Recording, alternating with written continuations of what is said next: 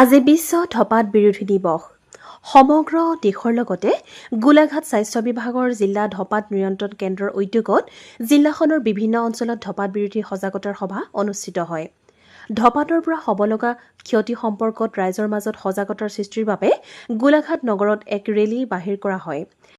প্ৰায় 2 শতাধিক নাৰ্ছৰ লগতে চিকিৎসক, স্বাস্থ্য বিভাগৰ কৰ্মচাৰীয়ে অংশগ্ৰহণ কৰা এই সজাগতামূলক শোভাযাত্ৰাত হাতে হাতে বেনাৰ, পোষ্টাৰ লৈ ধঁপাতৰ পৰা হ'ব লগা ক্ষতি সম্পৰ্কে জনসাধাৰণক অৱগত কৰে।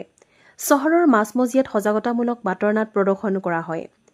ধঁপাত নিয়ন্ত্ৰণ বিষয়া ডক্টৰ উৎপল বৰাই এই সম্পৰ্কত কয়, প্ৰত্যেক বছৰে 31 মে' তাৰিখটো বিশ্ব ধঁপাত ৱৰ্ল্ড নো টবাকো ডে হিচাপে পালন কৰি আছে। সেই উদ্দেশ্যে আজি গোলাঘাট জিলাতো আমি ধঁপাত নিয়ন্ত্ৰণ কৰোঁ গোলাঘাট জিলাৰ তৰফৰ পৰা আমি এই প্ৰগ্ৰেমটো আমি আৰম্ভ কৰিছোঁ। আজি আমাৰ প্ৰথম কাৰ্যসূচীটো হ'ল এৱাৰনেছ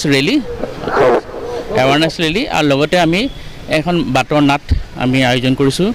আৰু ইয়াৰ পিছতে আমাৰ দ্বিতীয় কাৰ্যসূচী হ'ব মেৰাপানী জাতীয় বিদ্যালয়ত, তাত এৱাৰনেছ সভা এখন হ'ব।